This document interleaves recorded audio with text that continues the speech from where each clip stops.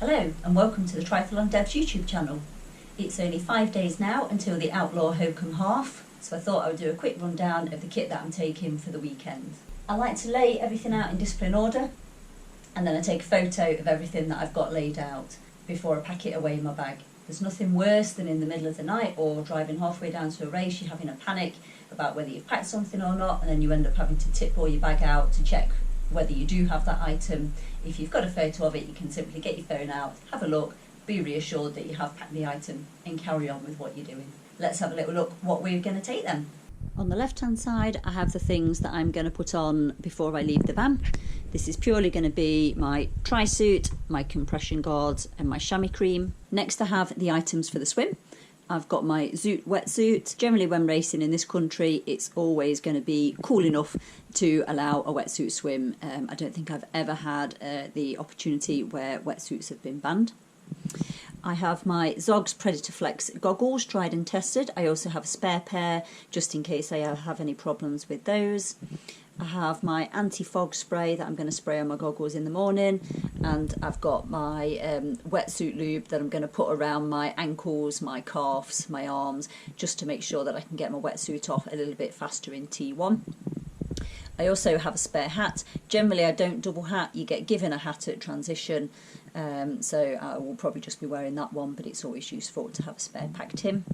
And this time I'm actually going to wear my number belt underneath my underneath my wetsuit, just to save me an extra second or two in transition.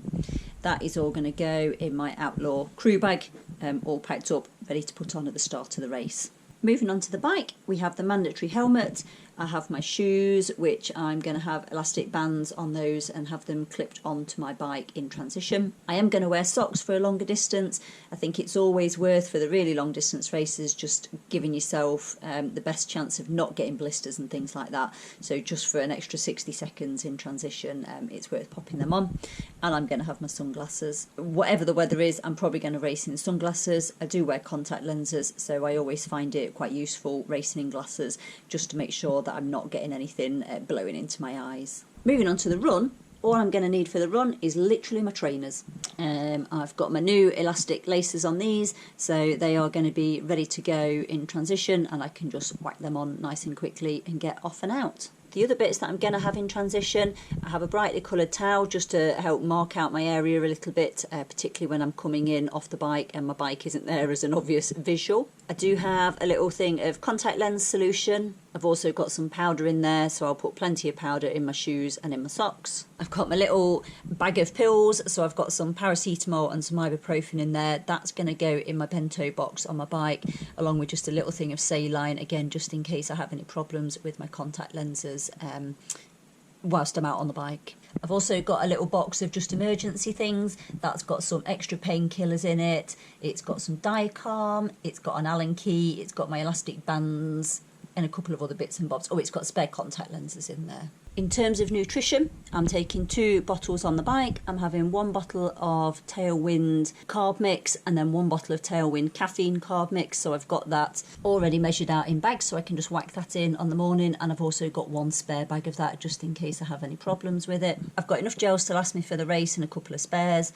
I've got 4 for on the bike. I've got 1 to have just before I go into the swim, and I've also got a spare one as well. Got my 2 cherry flapjacks. I think I'm only going to have 1 of these cut up on the bike, but I've also got a spare of them just in case I need it. I have the race information and my BTF membership card. I've also got a couple of bits for recovery as well. I've got a protein bar that I can have as soon as I can stomach that once I've finished, and then I've got a high 5 recovery drink as well that I can have whenever we get back to the car.